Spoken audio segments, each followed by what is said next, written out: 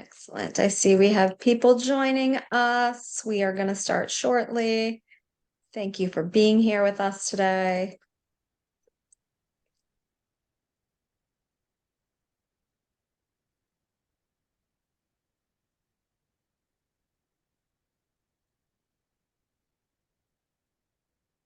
All right.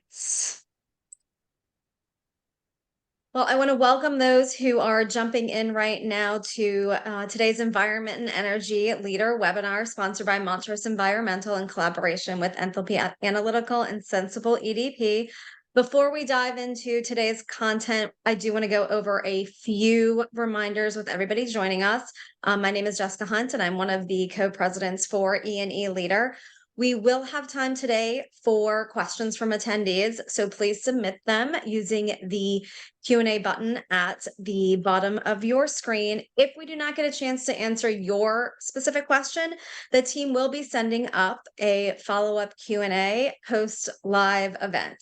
We have had some questions come in prior to today's webinar, specifically in regards to a copy of the slide deck, and Montrose Environmental will be in touch with all attendees regarding access to the slide deck as well as additional materials. We do truly have a global audience on with us today, even though this topic is focused mostly in the United States. And as always, the event will be available to view on demand. It is always a pleasure to work, with the team from Montrose. And at this point, I am going to turn the presentation over to Patrick. And just another reminder, we are going to have a couple questions pop up for attendees to answer during today's event. So in advance, we appreciate your participation. So Patrick, mic is all yours. All right, thank you, Jessica. And my slide is not moving. There we go. Just want to do some quick introductions before we get started. My name is Patrick Clark. I'm the Vice President of Product Strategy here at Sensible EDP. I have over 25 years experience in the industry. I'm a registered professional engineer. I've spoken and served as technical chair for various industry conferences. Currently, my focus is on leading development at Sensible EDP and providing our clients with solutions primarily focused on fence line monitoring, community monitoring, and in-facility monitoring. Looking forward to sharing insights with you today. And with that, I'll turn it over to Austin.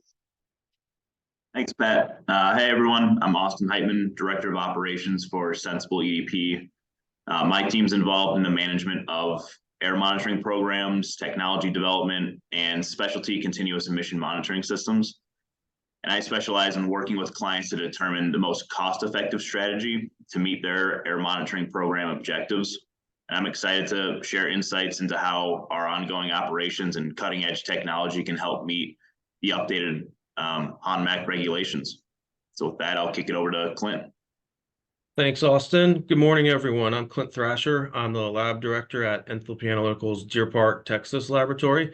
I have over 18 years of experience in the environmental laboratory business with a focus on the analysis of gas phase samples ranging from ambient air, soil vapor, and stationary source emissions using methods that involve the use of flexible bags and rigid canisters. And I'm excited to share some insights into the analytical methods and how Enthalpy can aid in HON MACT Fenceline monitoring compliance. All right, awesome. Thank you, Clint. The way it's going to work today, I'll serve as moderator with Austin and Clint being our panelists today. We prepared a few slides to go over some of the basics of the Fenceline monitoring requirements. I have a couple of slides where I'm going to talk about the general requirements. Austin's going to talk about some of the sampling requirements and some of the real-time monitoring options, and then Clinton will walk us through some of the analytical techniques. And then we'll have about 15 minutes of Q&A with prepared questions that I prepared for our two panelists, and then we'll open it up to audience Q&A. So with that, all right, just a few things general on the Fenceline monitoring requirements. The HON MACT, as most of you probably know, will be finalized by March 29th, 2024. because EPA has a history of missing deadlines. They've entered a consent decree, so that's a firm date. It will not slide. The HON MACT is affecting 200 chemical facilities in the United States.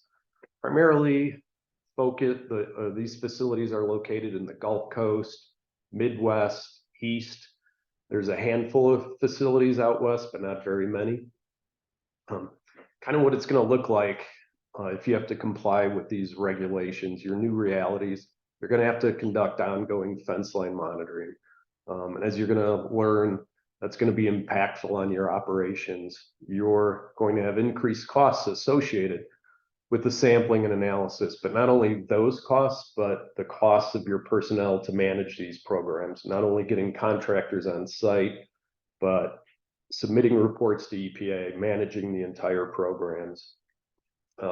There's implications if you do exceed a threshold, you'll have to take remedial actions to find out the source and cause of that exceedance, which could entail real-time monitoring. Another implication is if you do see elevated concentrations, you might uncover unreported sources of emissions at your site, or you might find out you've been underestimating emissions. So all these things are going to be part of your new reality. And then in addition to that, you're going to be under additional scrutiny from the regulators. Regulators will be looking at these reports. All this data will be made available to the public. So fence line monitoring, it's interesting. I always think of monitoring as real-time data, sensors collecting data. But in the HON, fence line monitoring actually refers to the collection of samples, sending them to a lab, and then analyzing them. And we'll kind of walk you through what that looks like, both Austin and Clint. Interesting, in the proposed MACT, EPA talks about like the purpose of the fence line monitoring part of the proposed rule. And one of the things they talk about is ground truthing their emission estimates. So a couple of years ago, there was a Section 114 request that it went out to many facilities where they collected emissions data from these sites.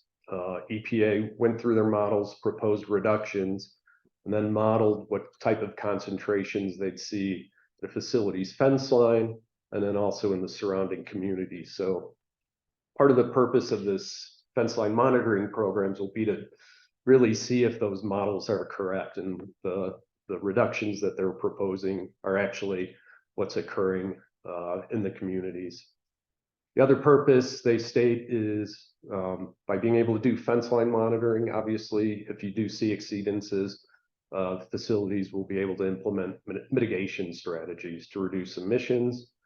And then kind of a trend that I think we're seeing really everywhere in states and with EPA is increased public transparency. We're seeing more data, not only accessible by EPA, but being presented to the public on websites.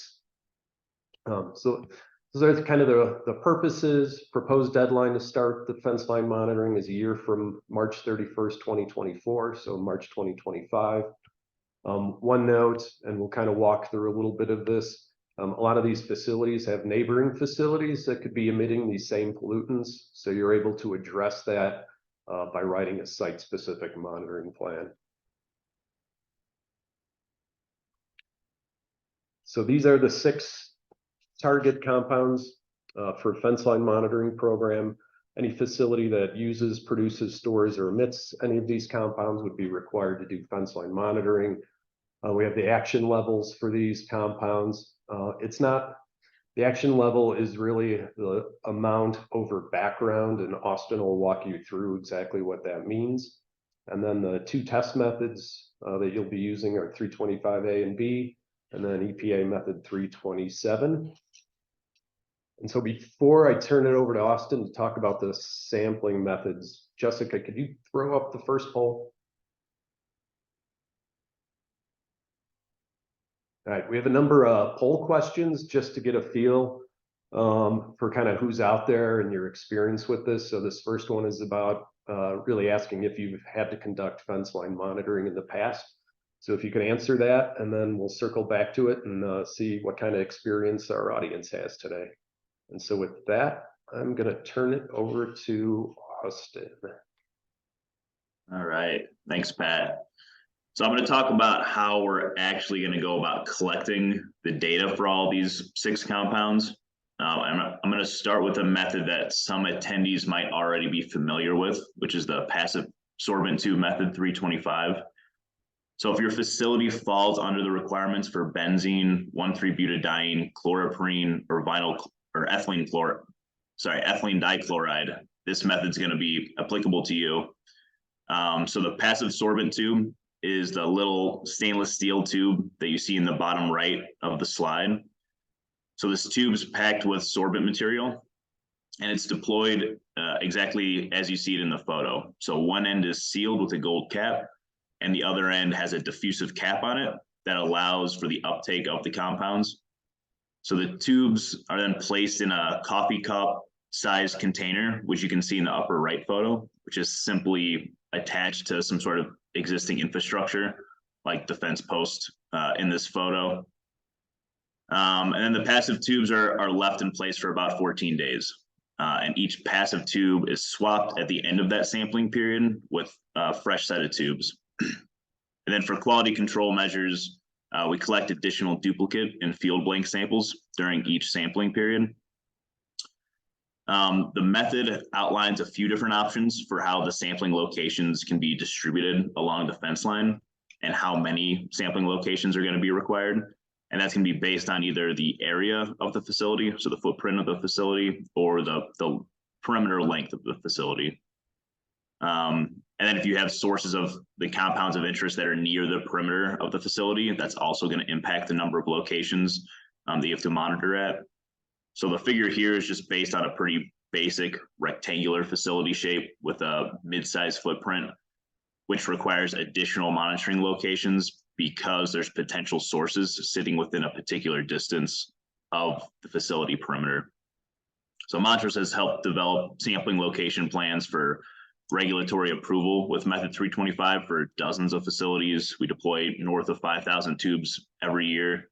So this is really our bread and butter. Next slide, please. So now let's take a look at the draft evacuated canister method 327. So this is a brand new method that hasn't been finalized yet, but it's going to be required for any ethylene oxide and vinyl chloride monitoring. So the canister that you see on the right side of the screen is delivered to the site under a vacuum and sealed with a valve. And then that green candy cane looking thing above it, that's a flow controller. And the flow controller is attached to the valve of the canister and helps to maintain a steady flow rate throughout the entire sampling period.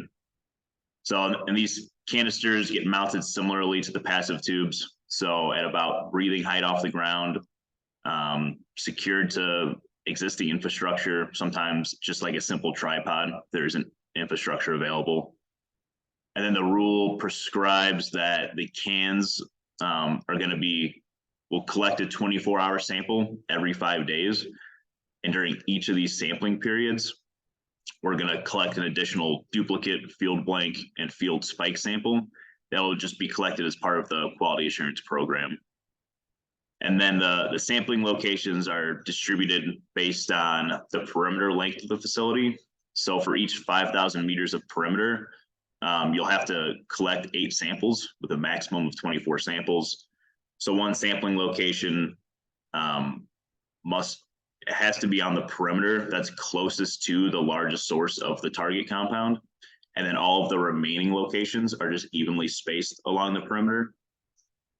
So for each sampling period, only 8 of the sampling locations will have to be collected. So if your facility has a perimeter of less than 5,000 meters, all 8 locations will be monitored every 5 days.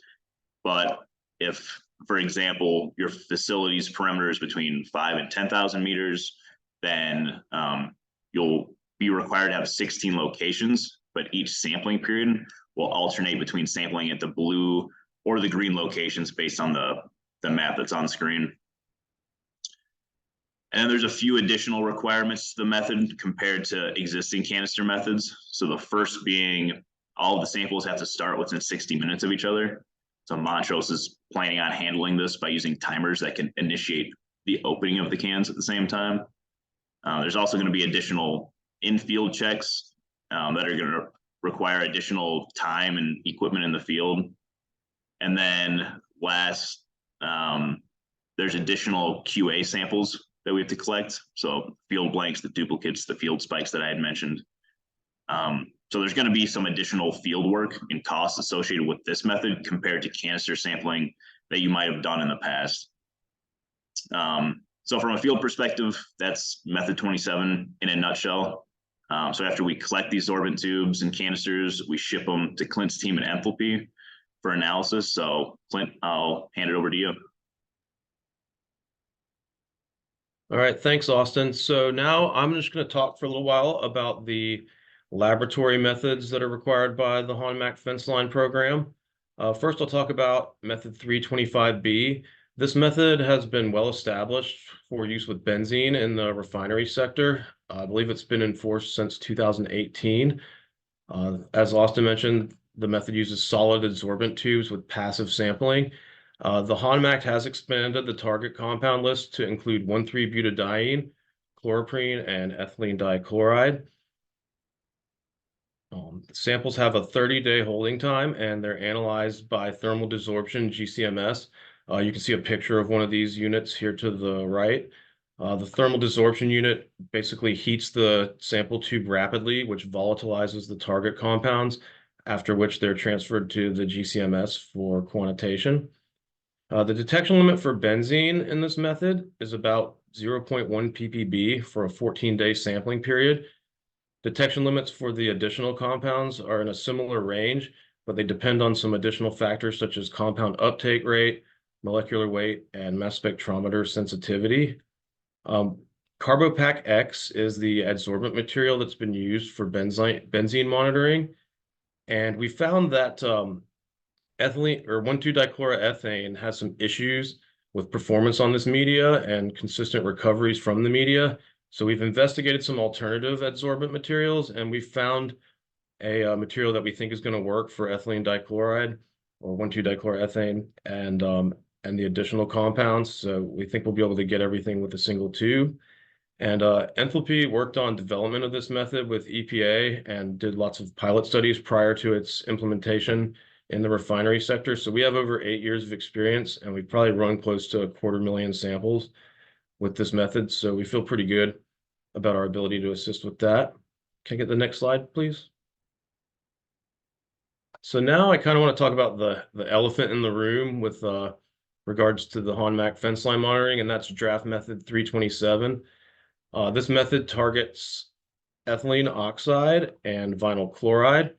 It's based on EPA methods TO15 and it's really based on TO15A, which is in turn based on TO15. TO15 was originally published in 1999, and it has become the kind of go-to method for ambient air sampling in canisters for hazardous air pollutants. TO15A was published in 2019, and it really augments a lot of the quality control procedures from 15A, but it hasn't really been widely adopted by commercial laboratories, largely because there hasn't really been a regulatory driver requiring consumers to use this method. So this method uses a sample pre-concentration in GCMS. You can see a picture to the right here of one of these units. The tree on the right with the canisters is the auto sampler. The unit next to that is the sample pre-concentrator that uses solid adsorbent and cryogenic cooling to concentrate the sample, where it's then analyzed by GCMS. Samples are collected every 5 days for this method. There's 8 primary samples plus 3 QC samples, a duplicate, a blank, and a spike sample, for a total of 11 samples every 5 days. And these samples have a 7-day holding time. So the turnover for this method, as the MACT currently stands, is pretty rapid. As I mentioned before, the method has some additional challenging QA and QC above and beyond TO15, and so I'll talk a little bit more about that in a moment. And then the method requires a sample detection limit of 20 ppt or 0.02 ppb for the target compounds. We feel pretty good about our ability to hit this detection limit consistently with vinyl chloride. It is a little more challenging with ethylene oxide, but we've been able to do it before, and so we think we're going to be able to consistently meet that as well. Our estimates currently stand that a single facility will require 45 to 50 canisters to run a Method 327 program. Basically, you have about 11 cans in the lab for analysis, 11 at the facility sampling, 11 kind of in between in cleaning or being shipped back to the facility, and then 11 that are going through certification procedures and or our spares. So can I get the next slide, please, Pat? Hey, Clint, I just want to ask you a question before we go to the next one or make a comment. I've been working on all things ethylene oxide for probably the last 5 or 6 years. Like 20 parts per trillion detection limit on a canister for ethylene oxide is somewhat astounding. Like, can you just speak to how long you've been working on that or how you get down that low? Yeah, so Enthalpy has been working on achieving these detection limits for several years because we kept getting requests from various stakeholders to get lower and lower. And so it took a lot of work to get that low, but using mass spec, selective ion monitoring, and fine tuning the sample pre-concentration procedures, we've been able to achieve that. So, Gotcha. Thank you. So in this slide, I'm going to talk a little bit about what the enhanced QA/QC requirements that are being brought over from TO15A for Method 327 are.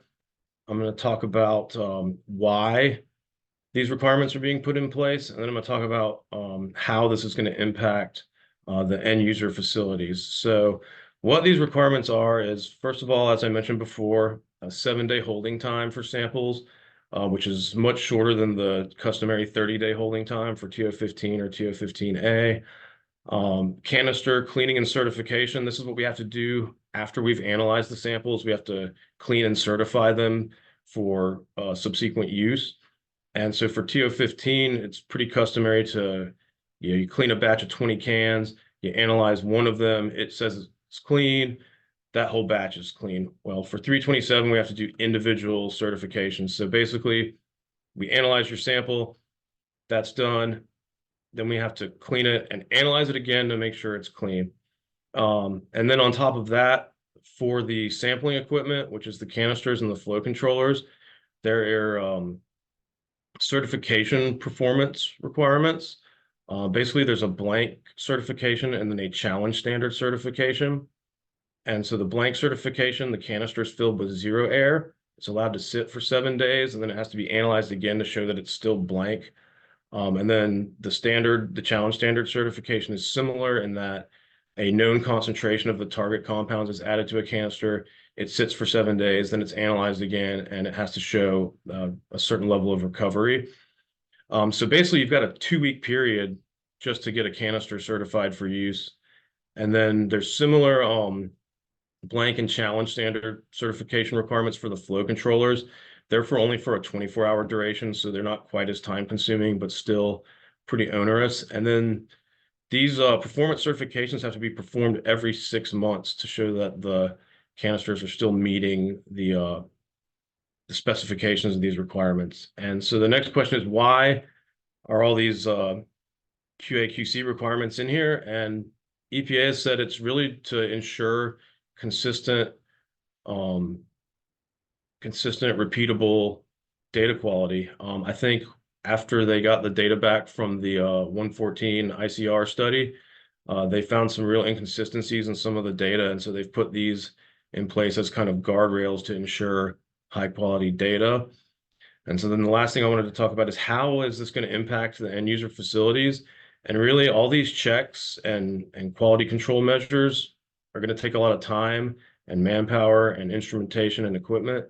And it's just going to lead to increased costs to perform these analyses and follow these protocols that have been put in place. So with that, I'm going to hand it back over to Austin to to allow him to talk about what to do if there is an exceedance in the limits of the HON MACT. So, Austin? Hey, before you start, Austin, a couple of things. Any questions you have, if you don't have to wait till the end when we do the Q&A, feel free to enter them into the Q&A now. And we'll definitely try to get to as many as possible. And if there's any we can't get to, we'll be able to do follow-up after the webinar. Also, I was going to ask Jess, could we see the results of the first poll question, please?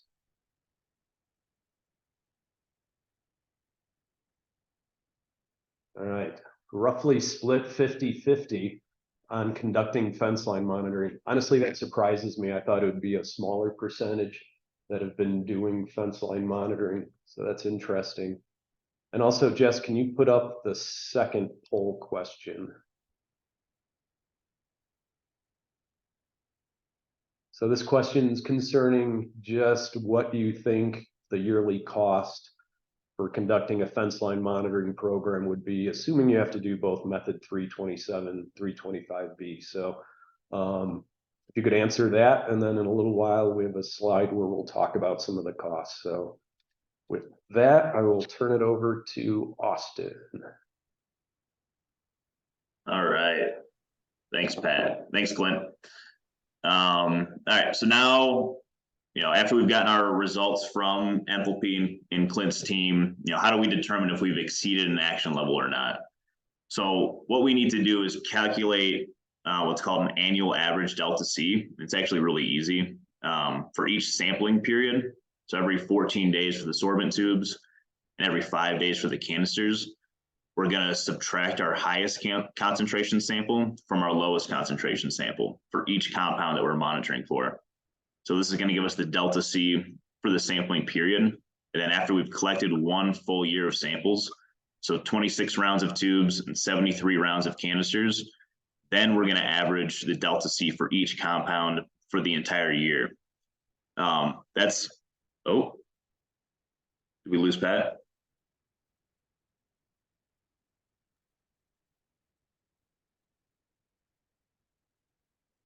Are our slides still up? No, they're not. Why don't, Pat, you need to repost those slides. They came off screen somehow.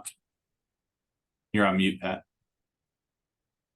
Apologize, my computer seized up there for some reason.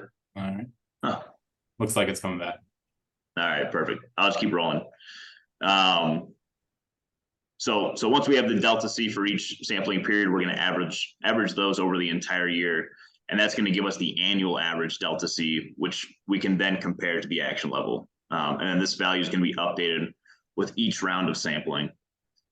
So then if you find yourself exceeding an action level, you need to initiate a root cause analysis within 5 days of being aware of the exceedance to determine the underlying cause. And if the root cause is found and under control of the facility, then you need to correct it within 45 days. If you need more time to correct the issue, you just have to submit a corrective action plan. However, if your root cause can't be determined within 30 days, then real-time monitoring is required to help facilitate the investigation. Next slide, please. All right. So let's say there's an action level that's triggered and you get to a point that requires real-time monitoring. What technologies are available to support this? So Montrose has been, we've identified, evaluated, and utilized a number of different technologies that can support a root cause analysis for any of the compounds that are required by the rule. And I'm not going to get into the weeds on each of these, but we use a wide range of monitors to fit each unique facility's needs. So we've got non-specific monitors, speciating monitors, low cost, higher data quality, fixed, portable, mobile solutions, some that generate data as fast as 1 second. And each technology has differing detection limits. Some can run off solar power, some have built-in wind data collection. And the use of these technologies has a place even beyond just the root cause analysis. So if the root cause for your action level exceedance is found, but it's not in control of your facility, as Pat had mentioned earlier, like it's an offsite source that's causing the exceedance, we can actually develop a site-specific monitoring plan that'll actually allow you to use real-time monitoring data to subtract out the impacts of those offsite sources. So we're collecting a ton of data here from all these different pieces, right? So we have our passive tube data. We're collecting every 14 days for up to 4 compounds at a dozen plus locations. Cans every 5 days for 2 compounds and 8 plus locations, potentially real-time monitoring data at multiple locations. So we need a place to really consolidate all this data and give the program team a simple dashboard command center to understand the status of this program. Next slide, please.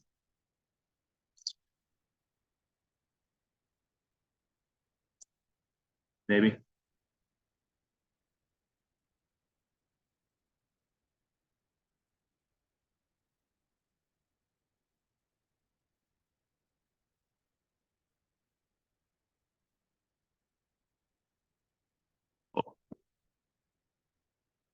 That while you're working through that, I can kind of keep rolling. So that's exactly what the team at Montrose has been working on. So we've developed our sensible EDP solution that takes in all of the air monitoring data. So from canisters, passive tubes, the real-time monitors, it all feeds into this. There we go. It all feeds into the data platform to provide data visualizations, trend review, time period comparisons, annual average delta C in real-time data, automated notifications to project personnel of exceedances so we can trigger our response. And then the system transmits alerts via phone calls, text messages, emails. It can be set up to communicate with your facilities' existing data collection or notification systems. So the systems, Sensible is also going to help facilitate the quarterly reporting requirements.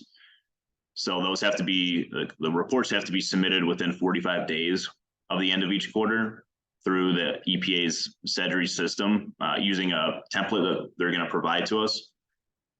So the Sensible system was designed really exactly for these types of programs that we're talking about today. So to kind of help take the human error out of a lot of the work and take a bulk of the burden off the project team's shoulders.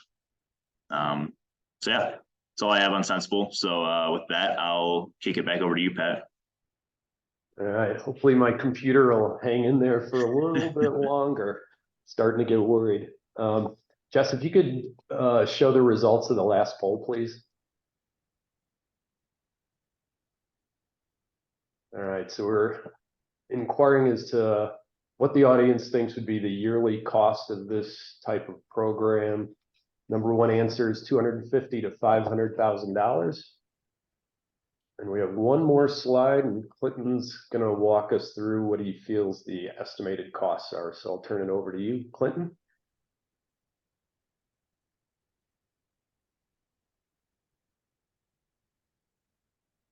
Thanks, Pat. So we just saw the results of that poll question. And so I just wanted to speak to the cost estimates here. And so if you look at the table, the right hand or the left hand portion, excuse me, that's not in the beige color, that's directly from the HON MACT cost estimates. So we just did some, division, adding and subtracting, and figured out that basically the EPA estimates that Method 327 fence line monitoring program will cost about $600,000 a year. And that should be pretty consistent from facility to facility because every sampling event has the 8 primary samples plus the 3 QC samples. It's independent of the size of the facility. The Method 325B fence line monitoring, it varies more simply because if your facility is larger, you have to collect more samples, therefore it costs more. But we estimate that that's going to be somewhere in the $50,000 to $100,000 a year for the Method 325B fence line monitoring. So if you have to do both, you're looking at close to $700,000 a year. If you only have to do Method 327, you're looking at around $600,000 a year. And if you won the lottery and only have to do 325B, then you're looking at $50,000 to $100,000 a year. So yeah, we think these numbers are pretty realistic, but we're still working on, our final cost modeling, and we won't really know for sure until the rule is finalized. Awesome. Thank you, Clint. All right. Paulina, I might stop sharing my screen just so my computer kind of hangs in there for the last half hour, if that's all right. So if you want to put up this slide, that would be great. And with that, we're going to get started on some general Q&A. I have some questions I've prepared for the panelists. And the first one's for Clint. You were talking about 45 to 50 or possibly more canisters per site, up to 200 facilities. That's a lot of canisters and a lot of increased analytical capabilities. Will that many SUMA canisters, can we produce that many? Do they exist? Like, how will you gear up for that? So right now we're in the process of purchasing additional canisters to increase our capacity in anticipation. And we're planning on operating Method 327 out of our Deer Park, Texas, and our Durham, North Carolina laboratories. So we'll have some shared resources there and some redundancy as well. For impacted facilities, I would just recommend as soon as possible connecting with trained professionals in field sampling and laboratories who understand the specific needs of this, and planning early to make sure your facility has a plan that's ready to go and that all the materials and equipment are in place is critical. Follow up, can or should facilities purchase their own canisters just so they have a stock of them? What are your thoughts on that? So facilities are certainly welcome to purchase their own canisters and other sampling equipment. Tracking the certification of those canisters and maintaining all that equipment can be a challenge. And then, documentation and record keeping of all that stuff is also a challenge. So again, it's doable and it's really up to the facility, but it is, a non-trivial endeavor. Yeah, gotcha. That makes sense. I have a question for Austin, but first of all, thanks for everybody so far who's submitted questions. We'll start going through some of those shortly, so feel free to submit some more. Question for Austin. You talked about real-time monitoring equipment, feeding data to a data platform. You're trying to identify on a fairly complicated large facility the source of an emission. Like, in your experience, how well have these environmental data platforms been able to identify the source of these emissions? Yeah, good question. So the source identification is definitely can be tricky. We do have a source identification feature built into Sensible that's made up of algorithms and processes, and like any algorithm, you get out of it what you put into it. So starting with like the tubes and cans, if you're getting to a point where you may exceed an action level, best case scenario from a source identification standpoint is that you have nearly a year's worth of elevated tubes that may allow you to say it's coming from this area of the facility, which for a large facility might still be hundreds or thousands of acres, so still a huge area. And the SUMA cans might give you more data, but you're still just at the fence line of the facility, so it's hard to ID the specific point. So to get really useful triangulation, to ID the exact source, or at least a small enough area to investigate further, you're really going to want to use or deploy real-time monitoring, like high temporal resolution data or monitors within those areas that the tubes or cans might be pointing at. And you want to strategically place the monitors considering historical wind data, potential airflow disturbances, of course, any facility insights into higher potential to emit equipment. And if you're using a small network of point monitors, you might start with a large area and pretty quickly be able to shrink the area with the network, the area that the network of monitors is monitoring, by kind of repositioning the monitors and really honing in on a really well-defined kind of smaller area. but again, you're at the mercy of the wind and whether the source is steady or intermittent, on how quickly you can ID the source that might be impacting your fence line samples. Gotcha. By the way, I like the term honing in this application, by the way. There you go. No pun intended. So I imagine, steady emissions are easier to identify, but when you have intermittent emissions that occur, once a day, every few days, those are a little bit harder to track. Like, what other tools, in addition to real-time monitors, what other tools might a facility use? Yeah, so for if the emission point's continuous, right, that's gonna make it a lot easier to find the source, whether you're using real-time monitors, kind of the method I just described, or mobile monitors that are driving around any time of day. They're going to be able to find the source. Intermittent is definitely going to be more complicated, and that's where the real-time continuous point monitors are going to be useful, because you can deploy those and hopefully you can start to see a pattern of when is this event occurring. And if you're able to identify that and kind of get an idea of when it's occurring, then that kind of gives you a better opportunity to deploy something like a mobile monitoring system to drive around the facility. It's a lot easier to reposition a mobile monitoring system to stay downwind. But really, any of these programs, no matter what approach you're taking to the real-time monitoring support, is you're going to need an OGI or an LDAR team to help in identifying like which specific component is causing the elevated emissions. So I kind of think of like the OGI or the LDAR team as kind of like that last mile survey to identify that specific source. So we run programs where we either bring in Montrose's OGI or LDAR teams, or we just work with the facility's existing team to develop a chain of command for the surveys.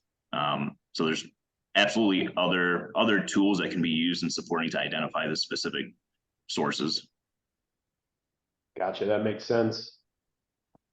Question for you, Clint. One thing that 7-day turnaround on method 327 samples, and I assume that's not business days, that's calendar days. These samples have to get to the lab and be analyzed in that time frame. How is that going to happen, like on a consistent basis? Just what are your thoughts on meeting that requirement? Well, aside from having the lab ready to go and get the samples as soon as they hit the door, having a lab in proximity to your facility will definitely be help with this. A lot of these facilities are located on the Texas, Louisiana Gulf Coast, and so our Deer Park lab is well situated to either allow for sample pickup and supplies drop off, or kind of hopefully a worst case ground shipping will only take 1 day, based on the proximities of some of these facilities, which could cut some costs on expedited shipping. It will be a challenge for some of the other more remote facilities, but as I mentioned before, we have our Durham, North Carolina lab to help with some proximity on the East Coast as well. Yeah, it makes sense. You got to imagine when this all hits at once, it's going to be a challenge for everyone. One question for you, Austin. Compliance or having a fence line monitoring program March of 2025. What are your thoughts on action steps a facility should take in preparation of that? So, I mean, to me, without a doubt, the action facilities should be taking before these programs are live for compliance, right? And all that data is a part of public record, is to understand what your facility is currently emitting so that you can conduct corrective actions early on. So that's going to require a pilot project. We've actually heard from clients that are inquiring about kicking off pilots even before the rule is finalized, to start to understand if there are any issues that they need to wrap their heads around and resolve before it's a compliance program. As Clint had mentioned earlier, pilot programs are going to be really helpful for the labs to be prepared for from a sample medium standpoint, but the pilots are also going to be helpful for us to ensure that we're prepared from a qualified personnel standpoint. So if you're a facility, you know, pilot's going to be super important to kind of get ahead of this rule and get an understanding of what's going on at your facility. So Austin, do you think a pilot both using 325A and B, 327 and potentially real-time monitoring? Yeah, I think that there's definitely an opportunity to use, so method 327 or method 325, depending on what your facility is going to have to be complying with. So if your facility has to comply with monitoring for the compounds that require both the passive tubes and the cans, then yes, unfortunately, like that's what you should be doing for your pilot. You don't know what you don't measure. So you might think that you're fine for one compound, but you really don't know until you go out there and start to collect some samples. And then from a real-time monitoring standpoint, I think that's certainly part of your response in it's just going to facilitate identifying where the actual emission points are, what are causing potentially these elevated levels of compounds that you're seeing on your passive tubes and your suma cans. But there's definitely always an opportunity to use this real-time monitoring on an ongoing basis. So yeah, I think a pilot could include all three of those pieces. Gotcha. That makes sense. I have one question for Clinton, and just kind of, I mean, Enthalpy's been running these samples for quite a while. Field sampling mistakes. What kind of mistakes have you seen in the collection of these samples? Well, for the method 325B with the passive sampling tube, there's kind of three common ones that we see, and that would be the brass caps that seal the tube when the sampling is complete. Sometimes when those come back to the lab, they're loose, they're just kind of spinning freely, and that could cause ingress of non-sample atmosphere into the tube after sampling is completed. The kind of opposite issue that we've seen is when those end caps, those brass caps, are over tightened. It can actually cause the stainless steel tubes themselves to crimp, or we call it gooseneck tubes. And that crimping can cause the tubes to fail to seal on the thermal desorption instrument, and it can kind of really render them unanalyzable. So, and then just liquid water in the sample tubes.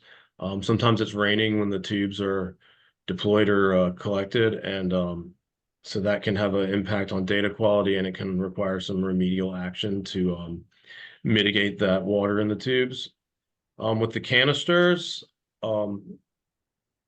there's three issues. Samples received at ambient pressure are generally indicative of a leak. The flow controller may not have been properly sealed to the canister, and so it completed sampling. Generally, when you're sampling these cans, you want it to end with some vacuum still in the can. And if there's no vacuum at all in the can, either you oversampled or there was a leak, is generally what that indicates. The opposite problem is when the sample vacuum is really high. The samples have too much vacuum in them. It generally indicates that either there was a malfunction with the flow control device or there was an obstruction. And basically, when you don't collect enough sample, that can lead to elevated detection limits, because when you pressurize the canister, you introduce more dilution. Another issue is when we receive the samples back in the lab and the vacuum on the canister is significantly different from the field measurement from the post-sample vacuum. That also can be indicative of a leaking canister that leaked after sampling was completed. And then last but not least is liquid water in the canisters.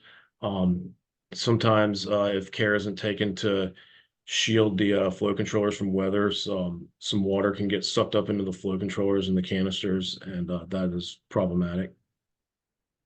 Gotcha. So there is a number of ways this type of sampling can go awry. Just as a follow-up, Clinton, these are fairly straightforward methods. You just walked us through some of the sampling mistakes. Could a facility, in theory, do this sampling themselves? And just what are your general thoughts on that?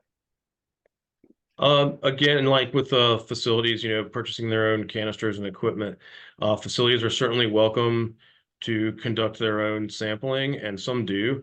It does require some training to know how to avoid some of the issues I just discussed. And then the documentation and record keeping of, sample start, stop times, ending vacuum, sample flow controller rates, all these things that are required in method 325B and method 327. There's a lot more to it than just, kicking a flow controller on a can and opening the valve and coming back the next day. So yeah, and then maintaining and tracking all the equipment and cleaning cycles and the QA/QC challenges. So I'd say for method 325B, about 90% of our customers use a third party to do the sample collection, and about 10% perform their own sample collection. Okay, interesting.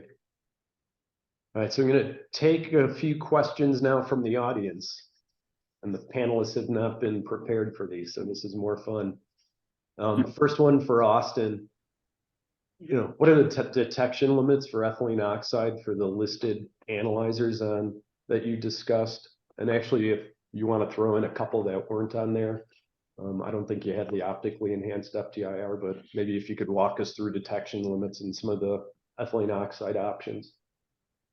Yeah, so there's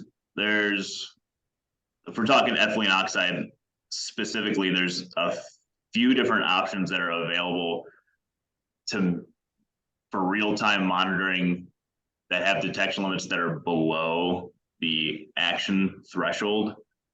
With that said, it's not that you necessarily need a technology in real-time monitoring that are below the action threshold, right? Because we're looking at a 2-week sample.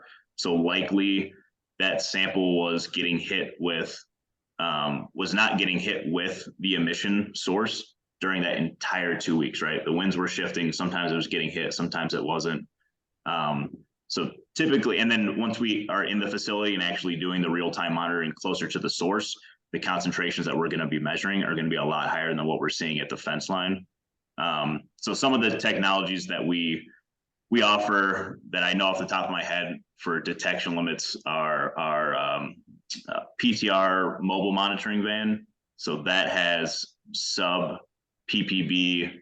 I want to say we're in like double-digit PPT level detection limits for that system. That's real-time driving around collecting a sample. And then in addition, the technology that you had mentioned, Pat, the optically enhanced FTIR system. So that's another technology that we can put in a mobile van. We can also station it in a fixed location and run sample lines around the facility. We've done that before. And that technology has about 1 ppb, maybe you can get a little under 1 ppb level detection limit. So there are options out there that are going to give you the detection limits needed to identify the source of the emissions. Yeah, that makes sense. So you don't necessarily have to meet the same detection limits at the fence line, partially because you're going in facility, doing real-time monitoring, and it's going to, once you're in the plume, you're in the plume, basically. Exactly. Yep, you got it. Makes sense. All right, question from the audience for Clint. During the rule comment period, several labs commented on the fence line monitoring program and raised concerns about being able to meet all the requirements of method 327. Is this a concern at Enthalpy? Yeah, it is a concern as written. There's just a lot of hoops to jump through.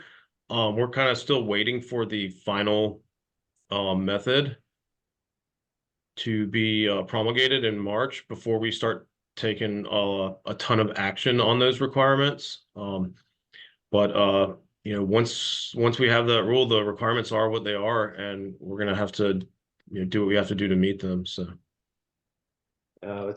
so method 327, Clinton, isn't final. It'll be finalized when the HON MACT is promulgated. Is that what you're saying? Correct. Okay. And then laboratories then have a very short time frame to identify all the QA requirements that are now being required and then gear up to meet those requirements and then verify it all in a pretty short time frame. Is that? Yeah, and we're looking at them and obviously, formulating how we plan to meet them. But we're kind of holding off on taking a whole lot of action until we know what they actually are. Yeah, that makes sense. All right, another question. This one for Austin. I'm kind of curious about it. So with the canisters, you'll be using timers and then flow controllers. Like when you're doing the flow controller check in the field before a canister is deployed, how long does that process take? Is it fairly quickly, or or do you know? Yeah, we've talked about it. Same as Clint. Like we're waiting for some of these things to be finalized before taking a lot of action. But we've discussed on how to kind of prepare for these things internally. It should be fairly quick. Like it should be a handful of minutes that it takes pre and post each sample. And essentially what we're trying to do with the flow controller check is just to make sure what we're seeing in the field for the flow rate on the flow controller is within spec relative to what the lab kind of put on the flow controller as the flow rate during their calibration of the flow controller. So it should be a fairly quick process. But like Clint said, it just adds to, it's not just, quick leak check, open the can, set it down. There's just some more QA that's going to be required for method 327. Got it. And you had said previously, I think you said canisters have to be started within an hour of each other. Is that correct? Yep. Yeah. So they also be started within 60 minutes of each other. And for some facilities, like that's just not feasible for one technician in the field to be running around the entire perimeter of the facility and opening them all up within 60 minutes. So it's going to be more cost effective for us to just purchase or use timers that they sell for this exact purpose, and put them on each of the cans so that we can initiate them well within that hour, right? They should all be starting within a few minutes of each other, if not right at the same time. So that's kind of how we plan on handling that. Yeah, gotcha. I think, Jess, do we have time for one more, do you think, or should we wrap up? Can do one more. All right. This is for Clinton, and it's kind of an interesting question because it's a challenge for labs. Oh, it just disappeared. Sorry about that. The question was concerning, gearing up for demand in a short period of time, like in terms of equipment, just how, like you don't have orders you don't have these projects don't exist yet, but there's going to be a certain amount of them. How does a lab gear up for an unknown quantity of, potentially an enormous quantity of analytical work in a short time period? So with regards to the canisters and flow controllers, we're